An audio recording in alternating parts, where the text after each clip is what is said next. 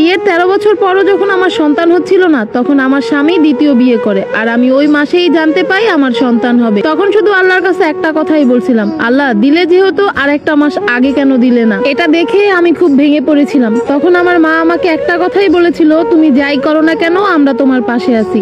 এদিকে আমার স্বামীও আমাকে ডেকে বলে, তুমি যদি এখানে থাকতে চাও তাহলে এখানেও থাকতে পারো, আবার তুমি যদি বাবার বাড়ি চলে যেতে চাও তাহলে সেখানেও চলে যেতে পারো, তোমাকে কোনো জোর করা হবে না, তোমার জন্য সবসময় আমার দরজা খোলা থাকবে। তবে এটা ভাবতেই আমার অনেকটা কষ্ট হচ্ছে, কিভাবে 13 বছরের সংসার একটা মানুষ নিমিষেই ভুলে যায়। আমার স্বামী যখন বিয়ে করে নতুন বউ ঘরে আনে, তার পরের দিনেই আমি চলে যাই বাবার বাড়িতে, কারণ নিজের চোখে এসব দেখার মতো সহ্য বা ক্ষমতা কোনোটাই আমার নাই। তারপর যখন বাবার বাড়িতে যাই, সেখানেই কি আর আমার কপালে শান্তি জুটছে। আশেপাশের চাচিরা, খালারা, প্রতিবেশীরা নানান ধরনের বাজে ইঙ্গিত দিয়ে কথা বলে, তবে তারা সরাসরি আমাকে কিছুই বলে না, কিন্তু ইঙ্গিত অথবা ইশারায় আমার দিকেই ছুড়ে মারে। বাবার বাড়ির লোকজনগুলোরও কেমন জানি আমার প্রতি ভালোবাসা কমে গেছে মনে হয়। আসলে সম্পর্ক দূর থেকেই সুন্দর। তারপর আমি সেখান থেকে চলে আসি আবার 2-3 দিন পরেই। আমার সেখানেও কোনোভাবে মন টিকছিল না। আমি চলে আসি শ্বশুর বাড়িতে। তবে এখানে ছোট বউকে নিয়ে সবাই এত মাতামাতি করছে, এইগুলা দেখে আমার কলিজাটা ফেটে যেত। শ্বশুর বাড়ির সব লোকজন তার প্রতি কেমন যেন একটা আকৃষ্ট ছিল,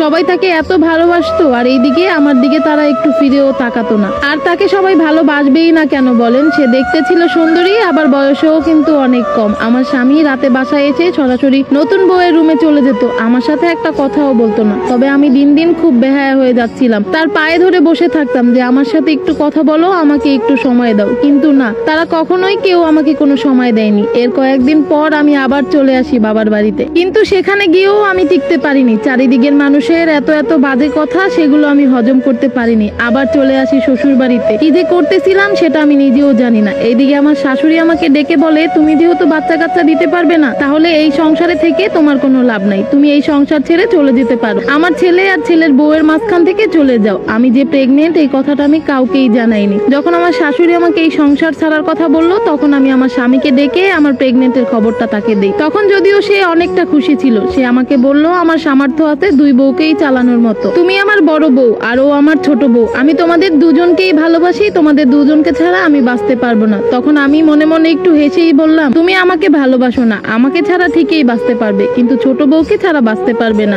আমি আমার স্বামীটাকে খুব বেশি ভালোবাসি, তবে এই চেহারার মানুষটাকে একদমই ভালোবাসি না। যতটুকু আছে ততটুকু শুধুই ঘৃণা। বিয়ের ছবিগুলো আমি খুব করে দেখতাম আর ভাবতাম, এই দিনগুলো যদি আবার ফিরে আসতো, আমার পাশে সেই শেরওয়ানি পরা মানুষটাকে যদি আমি আবার ফিরে পেতাম। কত সুন্দর সাজানো গুছানো সংসারেই ছিল আমাদের, কত সুন্দর চলছে আমাদের জীবন, কিন্তু একটা সন্তানের জন্যই ছিল যতটা হাহাকার, যার কারণেই আমার স্বামীকে অন্য একটা মেয়ের সাথে শেয়ার করতে হয়েছে। তবে দিন দিন শ্বশুরবাড়ির মানুষের এত অবহেলা আমার কেন জানি আর ভালো লাগছিল না। দ্বিতীয় পর্ব কালকে আসবে, পেজটা ফলো